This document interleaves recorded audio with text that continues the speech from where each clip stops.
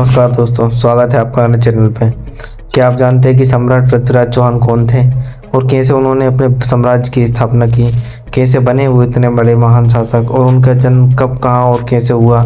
उनकी प्रारंभिक शिक्षा से लेकर उनके जीवन के अंतिम सफर तक की यात्रा को इस वीडियो में हम जानेंगे। तो चलिए मेरे साथ शुरू करते हैं इस वीडियो को। सम्राट पृथ्वीराज चौहान भारतीय इतिहास के एक महान योद्धा और कुशल शासक थे, जिनका नाम वीरता, साहस और देशभक्ति के लिए सदैव स्मरण किया जाता है। पृथ्वीराज चौहान ने अपने समय में दिल्ली और अजमेर पर शासन किया और उन्होंने अपनी तलवार और रणनीति कौशल से अनेक युद्धों में विजय प्राप्त की। उनकी वीरता और शौर्य के किस्से आज भी भारतीय इतिहास के पन्नों में दर्ज किए गए हैं। आइए उनके जीवन को और गहनता से अध्ययन करते हैं। पृथ्वीराज चौहान का जन्म सन 1611-61 ईस्वी में राजस्थान के अजमेर शहर में हुआ था। वे चौहान वंश के राजा सोमेश्वर चौहान और उनकी पत्नी कर्पूर देवी के पुत्र थे। चौहान वंश के राजा होने के नाते पृथ्वीराज का जन्म एक राजसी परिवार में हुआ था और उन्हें बचपन से ही युद्ध कला, राजनीति और प्रशासनिक कार्यों की शिक्षा दी गई। उनकी शिक्षा में वीरता, न्याय, धर्म और राजनीति के मूल सिद्धांतों को विशेष महत्व दिया गया था। पृथ्वीराज चौहान को बचपन से ही एक महान योद्धा और शासक बनने की दिशा में प्रशिक्षित किया गया। उन्हें धर्म, राजनीति और न्याय की गहन अध्ययन शिक्षा दी गई। साथ ही उन्हें गुरु ने युद्ध कला और घुड़सवारी में दक्षता दिलाई।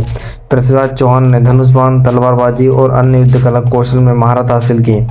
उनके युद्ध कौशल को देखकर ये समझ जा सकता है कि वे एक भविष्य में एक कुशल शासक और महान योद्धा बनेंगे। पृथ्वीराज चौहान मात्र 13 वर्ष की आयु में अपने पिता सोमेश्वर चौहान की मृत्यु के बाद अजमेर के राजा बने। इतनी कम उम्र में गद्दी पर बैठने के बावजूद उन्होंने अपनी बुद्धिमत्ता और वीरता से साम्राज्य को अच्छी तरह से संभाला। अपने शासनकाल में उन्होंने कई आंतरिक विद्रोह का सामना किया और सभी को कुचलकर साम्राज्य को सुदृढ़ किया।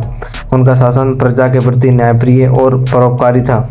उन्होंने अपने साम्राज्य को सुरक्षा और समृद्धि प्रदान करने के लिए राज्य की सीमाओं का विस्तार किया। पृथ्वीराज चौहान का दिल्ली पर शासन करने का सपना भी साकार हुआ।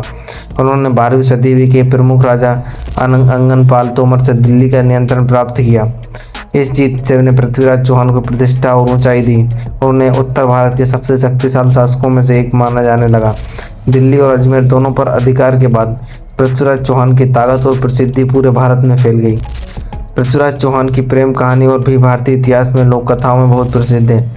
कन्नौज के राजा जयचंद की पुत्री संयोगिता ने पृथ्वीराज चौहान की वीरता और शौर्य के किस्से सुनकर उनसे प्रेम किया। हालांकि जयचंद और पृथ्वीराज चौहान के बीच गहरी दुश्मनी थी और जयचंद ने संयोगिता का विवाह पृथ्वीराज से करने से मना कर दिया। जयचंद ने अपमान स्वीकार अपनी पुत्री का स्वयंवर आयोजित किया और पृथ्वीराज चौहान को इसमें आमंत्रित नहीं किया, किंतु संयोगिता से स्वयंवर में पृथ्वीराज चौहान की मूर्ति को बरमाला पहनाई, जिससे जयचंद क्रोधित हो गए।